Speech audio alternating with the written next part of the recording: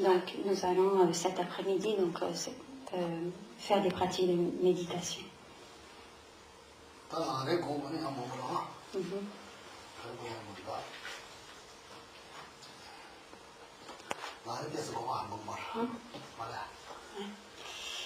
Donc nous allons faire des méditations relatives au Lamrim cet après-midi.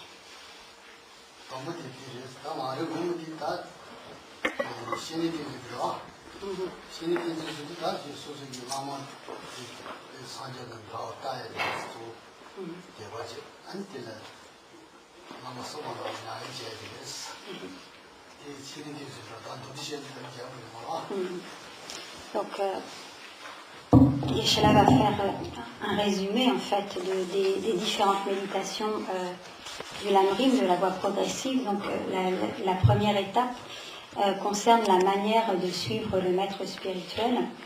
De quelle façon, avec respect, on suit le maître spirituel.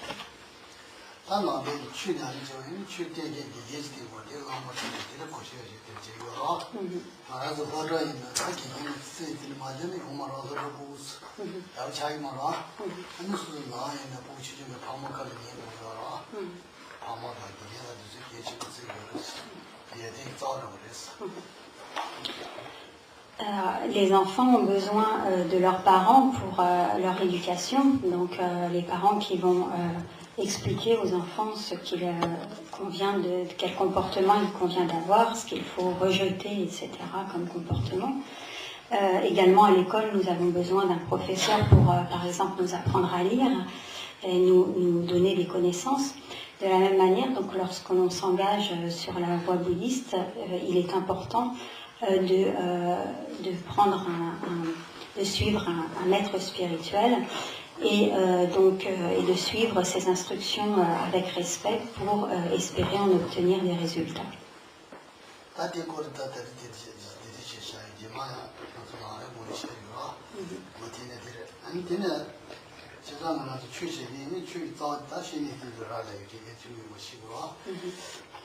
Donc, lors des prochains enseignements, il pourra arriver que Geshe-la donne des explications plus exhaustives sur cette première étape. Mais ce qu'il faut bien comprendre, essentiellement, ce qu'il faut comprendre, c'est que le maître est considéré comme la racine du chemin. C'est-à-dire que c'est vraiment, suivre un maître, c'est vraiment le point de départ de notre engagement sur la voie bouddhiste.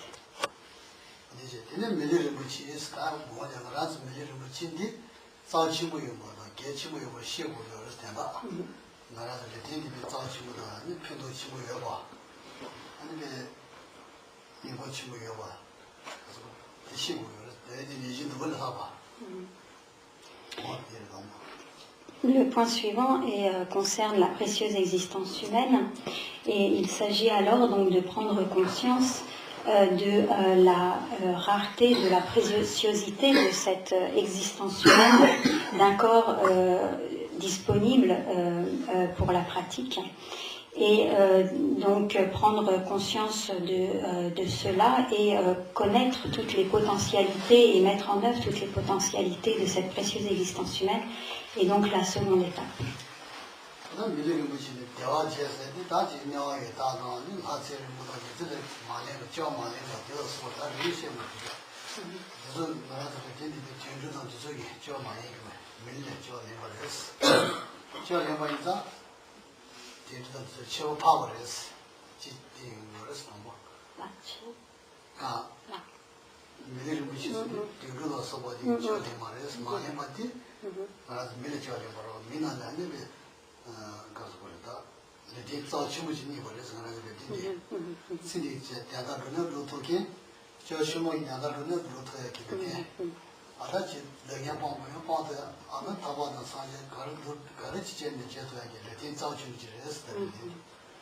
Donc, nous devons prendre conscience de la préciosité de cette existence humaine dans la mesure où le support d'une existence humaine peut nous permettre de nous libérer de la souffrance, nous libérer du cycle des existences et également atteindre l'état de Bouddha, contrairement aux autres voies d'existence où les êtres n'ont pas ces capacités. Donc si nous renaissons dans les enfers en tant qu'esprit avide, en tant qu'animal, en tant que Dieu, nous n'aurons pas ces capacités, nous n'aurons pas le support adéquat pour la pratique du Dharma. Donc c'est en cela que le support humain est parfaitement adapté et constitue donc un support adéquat pour la pratique et pour en obtenir les réalisations.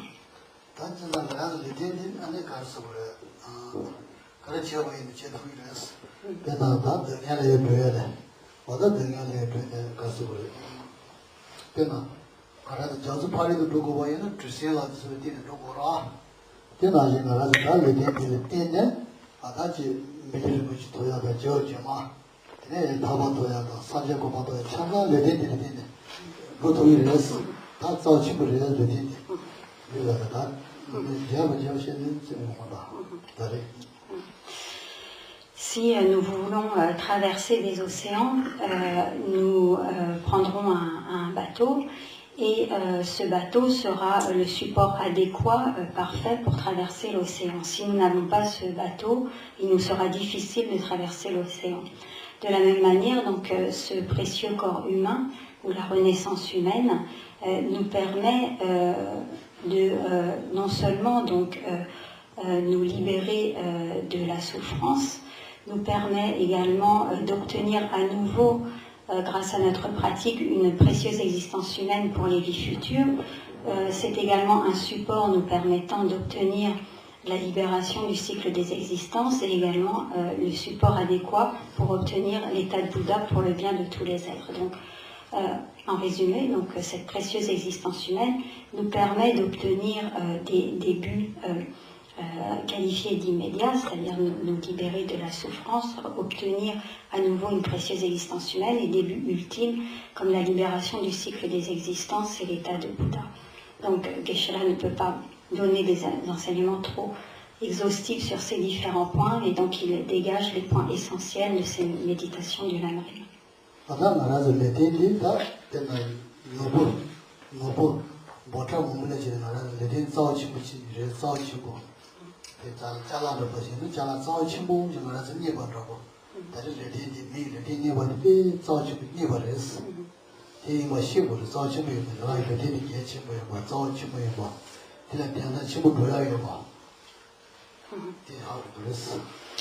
Si nous trouvons un joyau,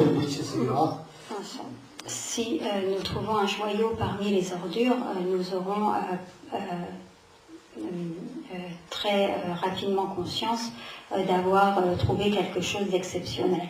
De la même manière, nous devons prendre conscience que cette précieuse existence humaine disponible et qualifiée pour la pratique du Dharma est vraiment quelque chose de très précieux et de très exceptionnel, et prendre conscience d'une telle rareté, d'une telle préciosité de l'existence humaine nous permettra donc de donner davantage de nous motiver davantage pour la pratique.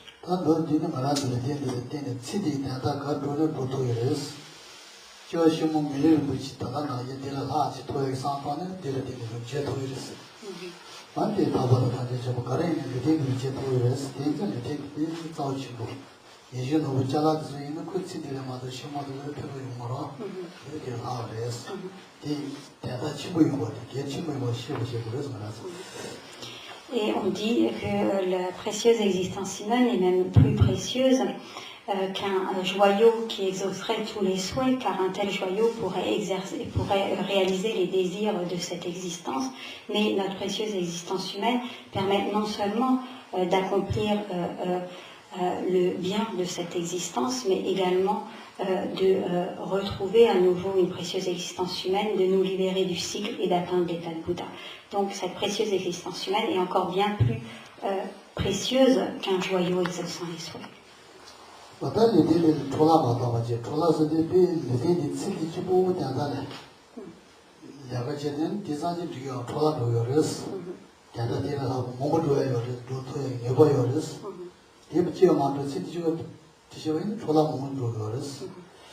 Il est donc important de ne pas gaspiller, de ne pas gâcher cette précieuse existence humaine en s'engageant dans des activités futiles sans aucun sens, mais de tirer véritablement l'essence de cette précieuse existence humaine pour s'adonner à la pratique.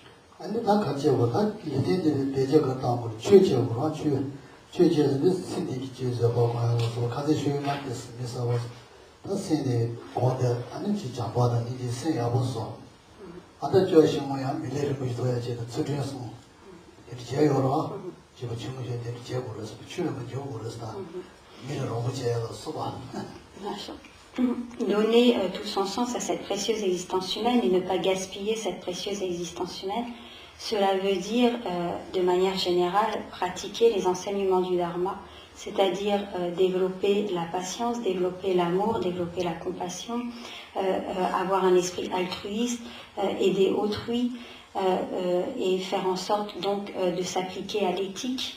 Et toutes ces pratiques donc permettent de donner véritablement son sens à cette précieuse existence humaine.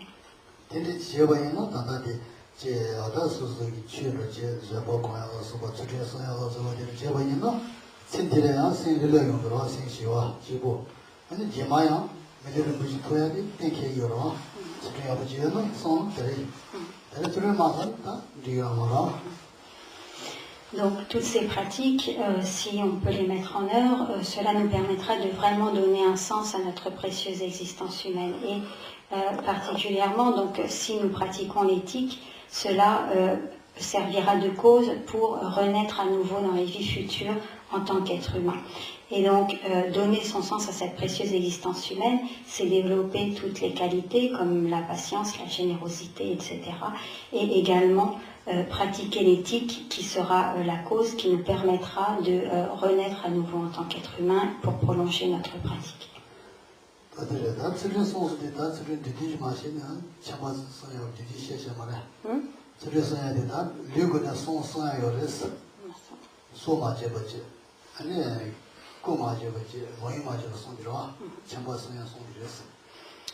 Lorsque l'on parle d'éthique dans les enseignements, dans l'éthique bouddhiste, si on résume, donc il y a en premier lieu 3 actes négatifs du corps dont il convient de s'abstenir.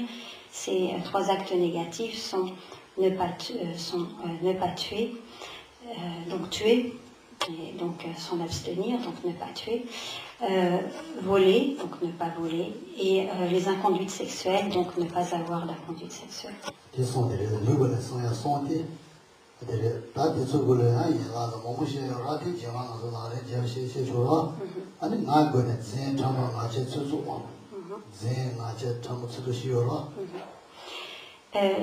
Évidemment, donc Geshe-la ne va pas donner d'explication exhaustive sur ces différents points de l'éthique, mais il y a des livres qui expliquent très bien ces différents points et qui donnent des explications beaucoup plus détaillées sur cette éthique.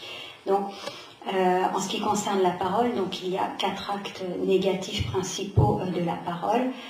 Ces actes sont le mensonge, les paroles brutales, malveillantes, ensuite le fait de créer la discorde, donc les paroles qui créent la discorde, et enfin les paroles futiles. Paroles futiles.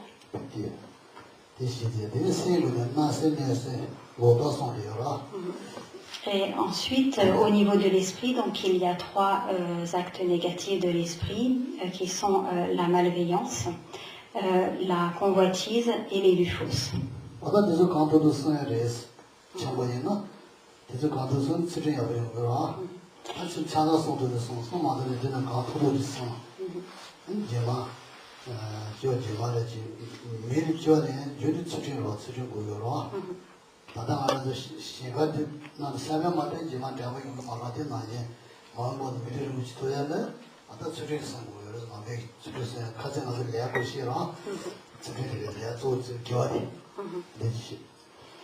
Donc il est très important de faire tout notre possible pour respecter cette éthique de l'abstention, donc s'abstenir de ces 10 actes négatifs du corps, de la parole et de l'esprit. C'est très important dans la mesure où une renaissance humaine nécessite nécessairement une bonne pratique de l'éthique. Donc cette pratique de l'éthique va constituer la cause d'une renaissance et la cause principale d'une renaissance en tant qu'être humain.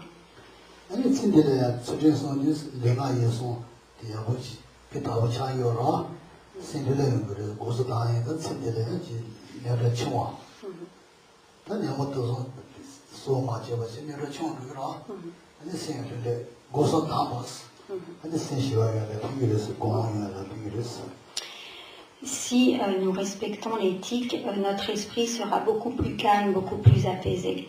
Au contraire, si nous ne respectons pas cette éthique, alors notre esprit ne pourra pas être en paix, il sera constamment troublé. Et donc, même dans cette existence, le respect de l'éthique aura des effets perceptibles au niveau de notre esprit.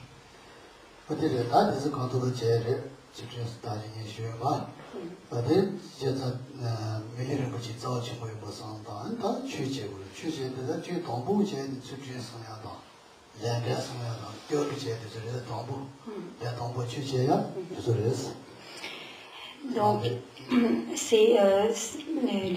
différentes étapes du Lamrim correspondent à la progression de la pratique, donc de manière ordonnée. Donc, dans un premier temps, lorsque l'on est débutant, on insiste, on développe particulièrement les premiers points du Lamrim, que sont donc la manière de suivre le maître spirituel, la précieuse existence humaine, et notre pratique sera essentiellement au départ un effort pour respecter l'éthique qui est véritablement la base de toutes les autres pratiques. Également le respect de la loi de la causalité et le refuge. Donc ces points sont extrêmement importants lorsque l'on s'engage en tant que débutant sur la voie bouddhiste.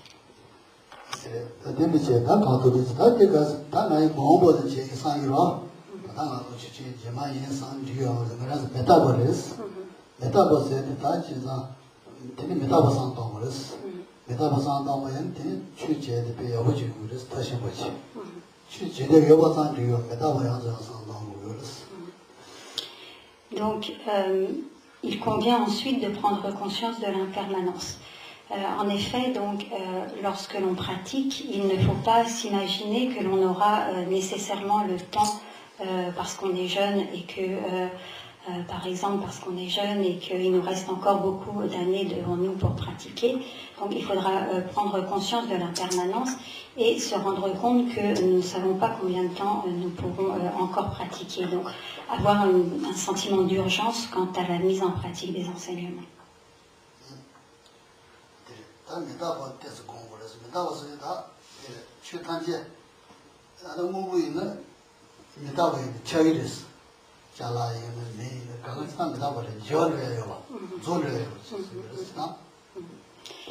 Donc, ce qu'on appelle l'impermanence de tous les phénomènes, c'est le fait qu'il n'y a rien de permanent. Donc, tout est voué au changement, que ce soit les objets, les personnes, donc l'ensemble de tous les phénomènes ont nécessairement une fin.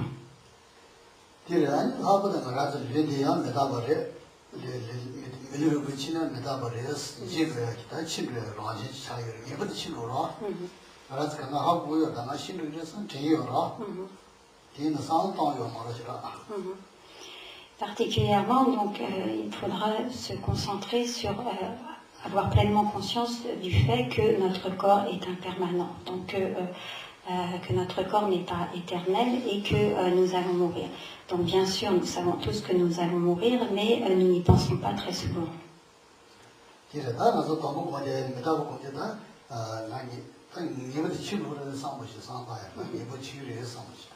Donc nous allons méditer sur l'impermanence et déjà poser notre esprit sur le fait, sur la certitude que nous allons mourir. Donc prendre pleinement conscience du fait que nous allons mourir. Donc nous allons méditer là-dessus, penser à cela.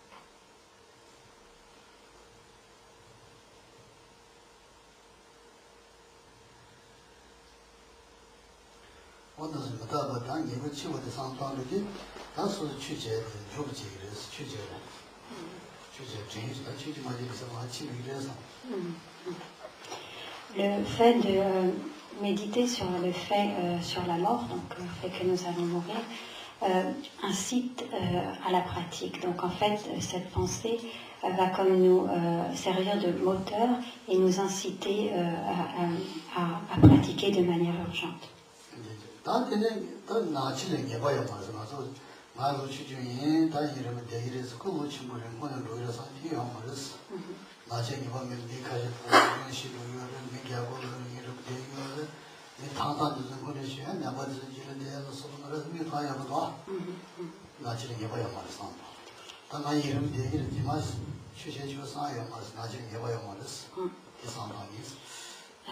Nous allons penser au fait qu'il n'y a aucune certitude quant à la durée de vie qui nous reste.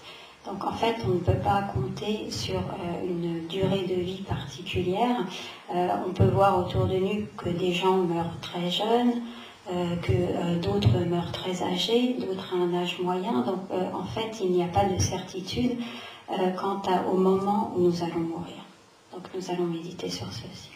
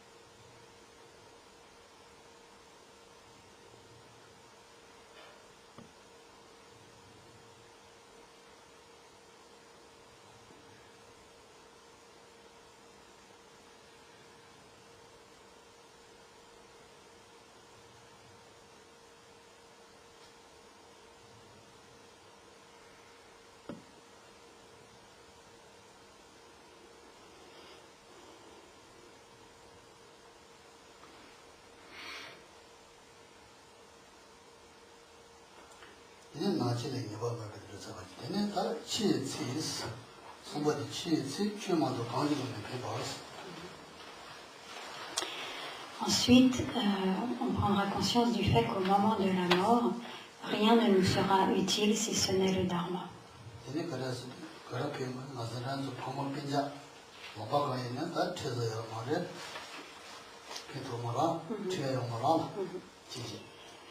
On pensera au fait qu'au moment de la mort, nos parents, nos proches ne pourront pas nous aider.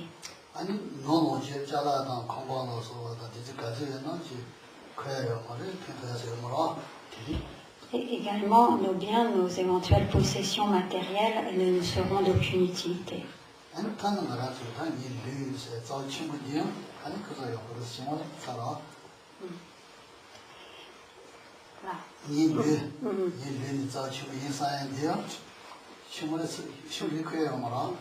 Également, notre corps que nous avons gardé comme quelque chose d'extrêmement précieux nous abandonnera et ne nous sera plus non plus d'aucune utilité.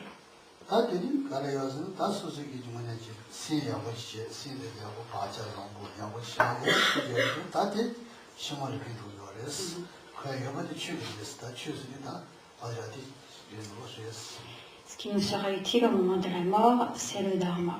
Lorsque l'on dit que c'est le Dharma qui nous sera utile, cela signifie nos tendances, notre esprit, notre état d'esprit façonné par le Dharma. Alors c'est cela qui nous sera utile. Donc, nous allons réfléchir à ce point.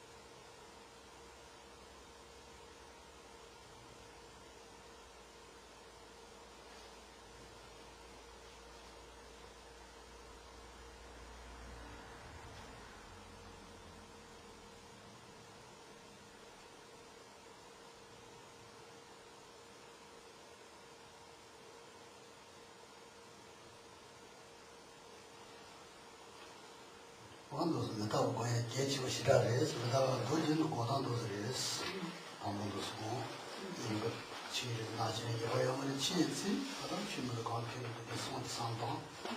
Ya santa 아니 ci res. ci tashi ba ju res, ci ya bu che tu res.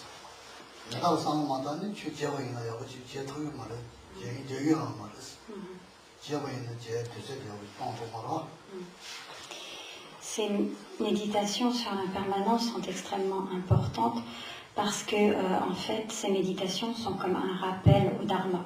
Si on ne médite pas sur l'impermanence, même si on pratique le Dharma, on le fera d'une manière qui ne sera pas suffisamment pressante, qui ne sera pas,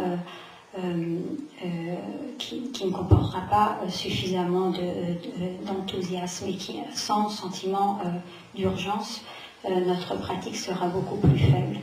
Donc la manière de méditer sur l'impermanence, c'est déjà de prendre conscience de la certitude de notre propre mort, de réfléchir au fait que nous ne savons pas à quel moment nous allons mourir, s'il nous reste peu ou beaucoup de temps à vivre, et ensuite de méditer sur le fait qu'au moment de la mort, seule la pratique du Dharma nous sera utile, donc que nos proches, que nos possessions ne nous seront d'aucune utilité, afin donc de nous détacher et donc de nous concentrer davantage sur la pratique.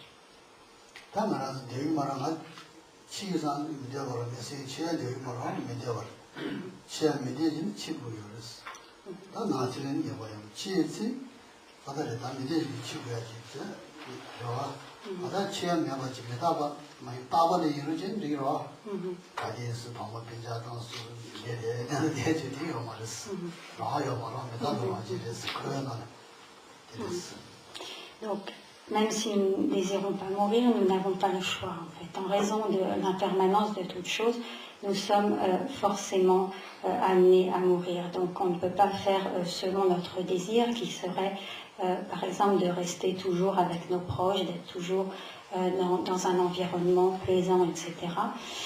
Mais nous devons mourir en dépit de notre désir de rester en vie. Et c'est pourquoi il est important donc de conformer, d'être en adéquation avec cet état de fait et de méditer, de prendre bien conscience de cet aspect de l'impermanence.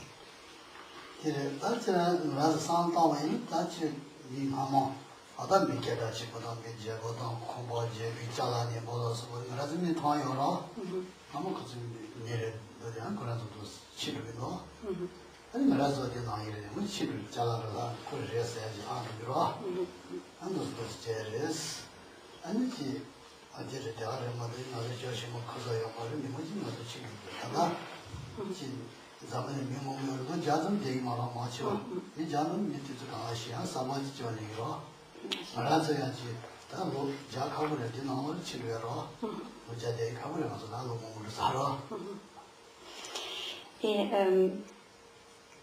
donc dans ce monde, tout le monde meurt, c'est comme cela depuis toujours. Et quel que soit le statut social des individus, quelle que soit leur richesse, quelle que soit leur position, tous meurent. Donc que l'on soit célèbre, qu'on soit indigent, quel que soit notre statut, quelles que soient nos possessions, quels que soient nos moyens pour nous soigner, etc. Quelles que soient les situations, tout le monde est amené à mourir. Donc en tant qu'être humain, on peut espérer grand maximum vivre jusqu'à 100 ans, et encore c'est extrêmement rare, donc il y a évidemment peu de chances pour que nous atteignions cet âge. Donc on peut considérer pour la plupart d'entre nous que la plus grande partie de notre vie est déjà écoulée, et donc nous devons prendre conscience du fait qu'en raison de l'impermanence, le temps qu'il nous reste à vivre n'est pas très grand.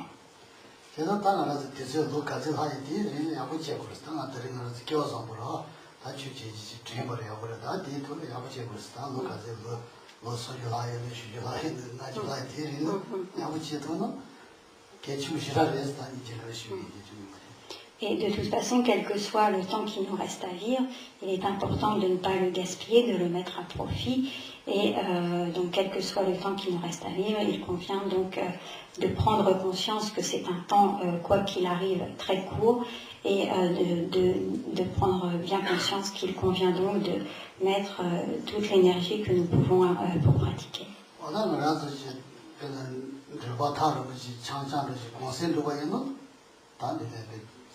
아메리카에서도 샤슈로서 다른 지를 공세로 때문에 저리셔고 사야 통야다 도로다 너무지 고기라 아주 파르지 도로가 심으시는지 이 라가 사야 통야 맞아서 이 사야 통야서 뭐여라 아주 단다 소고리스 신디가 로자즈 지를 대통은 신디마도 용 저시모 다른 거리에서 가지 저시모 여라 저시모 개체여서 저시모 Si nous devons faire un grand voyage, par exemple, si nous voulons partir en vacances aux États-Unis, nous devons faire en quelque sorte et que nous devons arriver là-bas sans possibilité d'acheter quoi que ce soit, donc nous devons faire des provisions pour pouvoir passer nos vacances tranquilles dans cet endroit. Donc de la même manière, nous devons faire des provisions pour les vies suivantes et prendre conscience également du peu d'importance que a cette existence en termes de durée par rapport à nos vies futures. Donc donner davantage d'importance aux vies futures plutôt qu'à cette existence qui est très courte fait également partie des prises de conscience nécessaires pour orienter notre pratique davantage sur les vies futures et pour avoir moins d'attachement pour cette existence.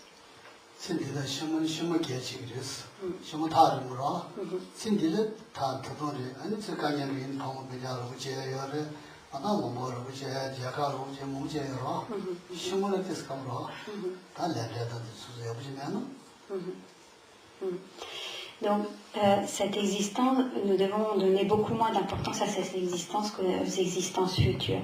Dans cette vie, si nous avons des difficultés, nous avons des proches, des amis ou même des fois des aides de l'État pour parer à nos difficultés. Mais pour les vies futures, nous n'aurons pas toutes ces aides. Seule la causalité agira et donc seules nos actions, nos empreintes positives sur notre courant de conscience pourront nous venir en aide.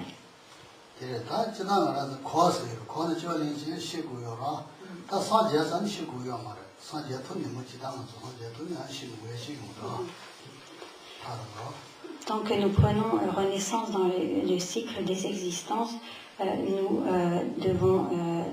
naissons, nous vieillissons ou pas, et nous mourrons. Par contre, lorsqu'on a atteint l'état de Bouddha, il n'y a plus de naissance, il n'y a plus de mort.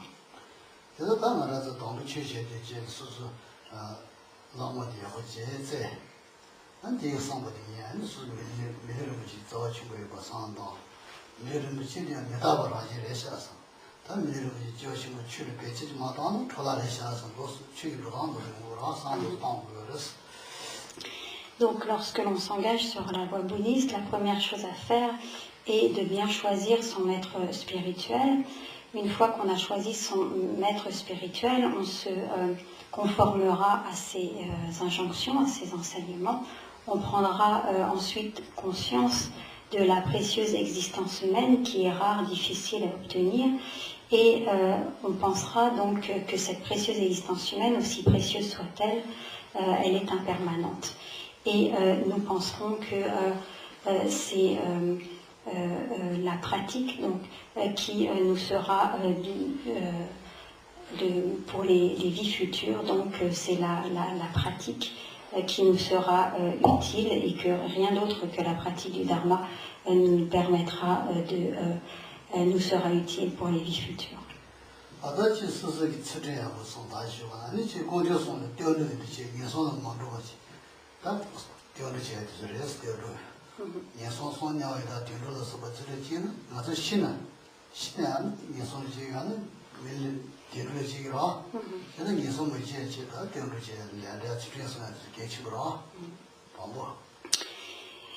Nous penserons aussi qu'il est important pour nos vies futures de ne pas renaître dans les voies d'existence inférieures, mais qu'il est important d'avoir pour nos vies futures à nouveau une précieuse existence humaine pour pouvoir prolonger la pratique. Et pour cela, donc, nous respecterons la loi de la causalité, nous respecterons l'éthique et nous prendrons refuge dans les trois joyaux. 어디를 가져와서 띄워서 띄어시를 띄워로. 나는 뒤나를 띄워서 사자 공주를 띄어라되기다. 띄어모니한테 취들을 아주라 단다 추진해서야로. 아다 저거 공야도 정보공야 주지. 이 여부는 다 취들어. 이 저기로. Donc on a parlé hier des trois joyaux et on a dit que concernant le joyau du Dharma, pour ce qui nous concernait, on pouvait considérer que ce joyau était constitué par notre pratique de l'éthique, notre pratique de la patience, de la générosité. Tout cela peut être défini comme, pour notre pratique comme étant le joyau du Dharma.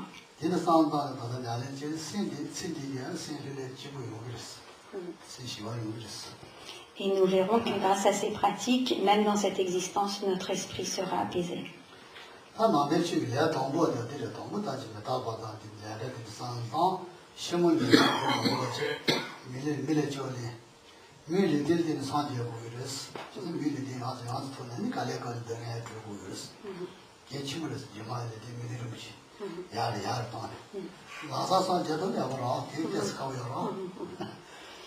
Donc, les pratiques de l'éthique, de la générosité, de la patience et de manière générale les pratiques du Dharma sont très importantes dans la mesure où ils serviront de cause pour retrouver à nouveau dans les vies futures une précieuse existence humaine et à terme pour atteindre l'état de Bouddha. Alors bien sûr, il n'est pas possible, très difficile d'obtenir très rapidement l'état de Bouddha, mais tout au long de nos vies futures, si nous parvenons à renaître en tant qu'être humain et à retrouver à chaque fois une précieuse existence humaine, alors nous pourrons progresser dans notre pratique et progressivement donc cheminer jusqu'à atteindre effectivement l'état de Bouddha.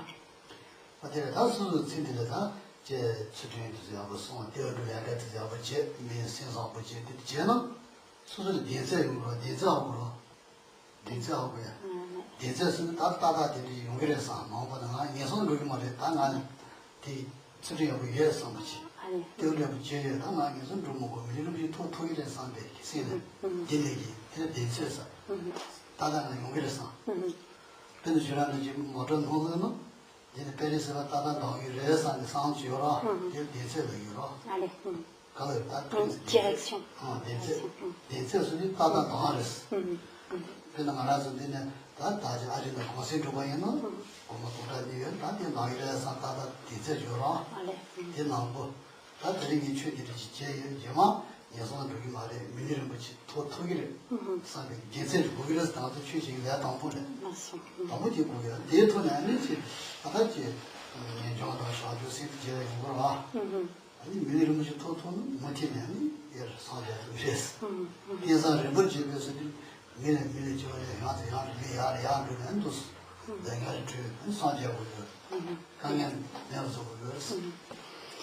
Donc, en fait, il faut avoir une certaine direction pour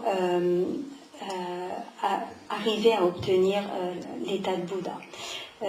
Cette direction, elle est possible si nous parvenons grâce à notre pratique, donc pratique de l'éthique, pratique de la méthode, pratique de la sagesse, donc l'ensemble des pratiques du Dharma, si nous pouvons en quelque sorte, grâce à ces pratiques, de manière continue obtenir une précieuse existence humaine, alors nous aurons tout loisir de progresser, de développer les qualités, et donc ces qualités prendront d'existence en existence davantage de force jusqu'au moment où nous atteindrons l'état de Bouddha. Donc la pratique donne en quelque sorte une direction et permet de cheminer jusqu'à l'état de Bouddha.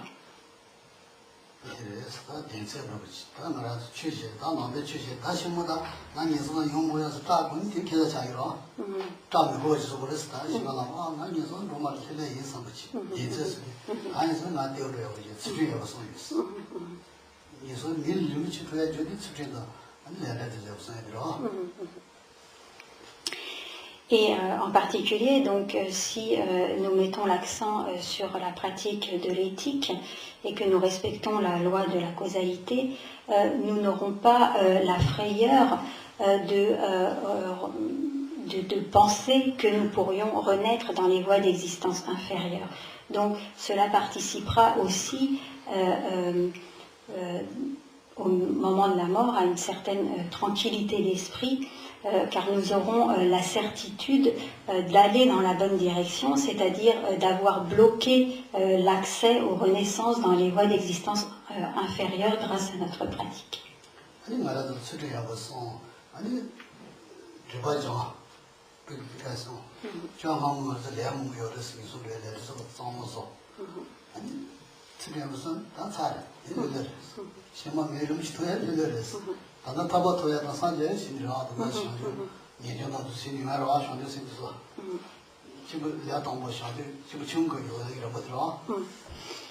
En réalité, si nous pratiquons les purifications régulièrement et si nous avons une bonne pratique de l'éthique, alors nous pouvons être assurés de ne pas renaître dans les voies d'existence inférieures.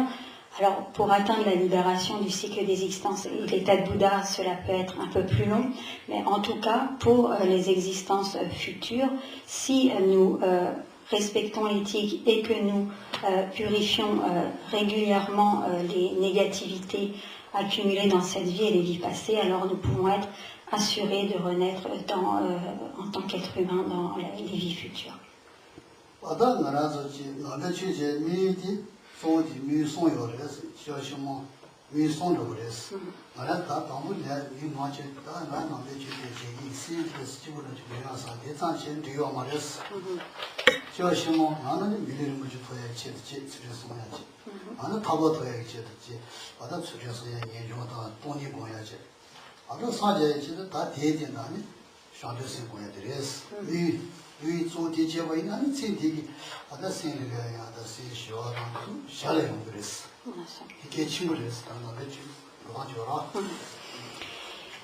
Pour un pratiquant bouddhiste, il y a 3 motivations possibles. Une motivation donc, qui précède toutes les pratiques, quelles qu'elles soient.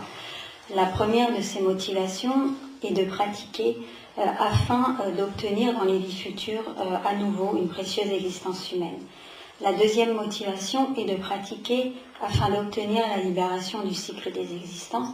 Et la troisième motivation possible est de pratiquer afin d'obtenir l'état de Bouddha pour être en capacité d'accomplir le bien de tous les êtres. Si nous pratiquons avec l'espoir d'obtenir des bienfaits pour cette existence, et donc si nous pratiquons de manière égoïste et limitée à cette existence, cela ne s'appelle pas une pratique du Dharma. Les bienfaits pour cette existence arrivent comme de manière secondaire à la pratique, mais ne doivent pas constituer la motivation pour la pratique.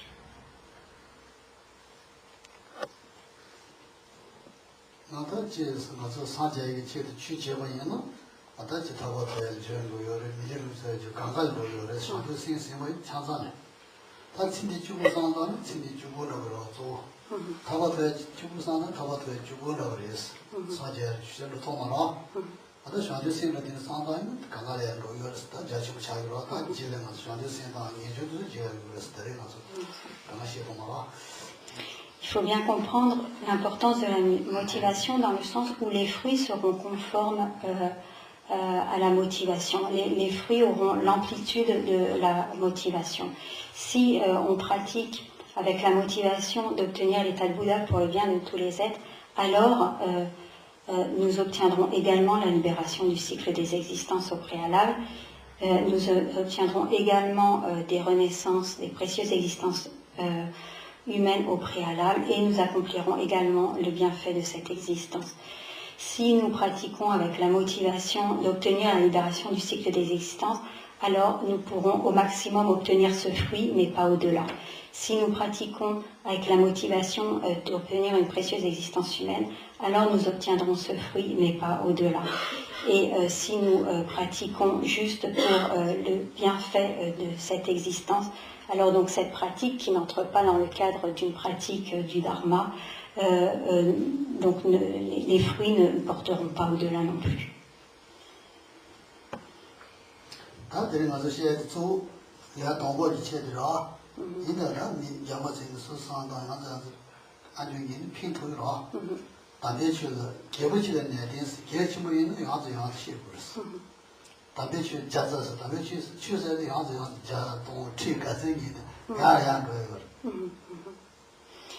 Donc, ces enseignements sont destinés aux débutants, mais ils sont également bénéfiques aux personnes qui pratiquent le dharma depuis plusieurs années.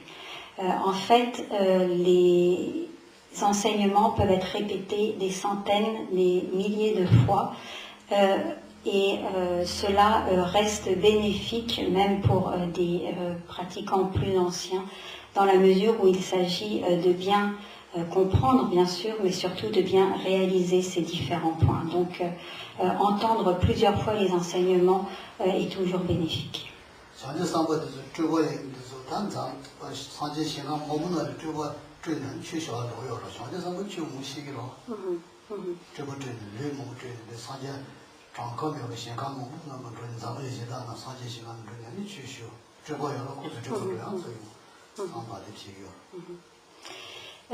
Les bodhisattvas enseignent de manière continue. Donc ils entendent les enseignements et les enseignent eux-mêmes de manière continue. Donc dans différents champs, ils ont la capacité de multiplier leur corps et donc avec leurs émanations d'enseigner dans un nombre infini d'endroits de manière simultanée. Et donc non seulement ils entendent eux-mêmes les enseignements dont ils ont besoin de manière répétée, mais également ils enseignent de manière répétée, continue, à différents endroits simultanément.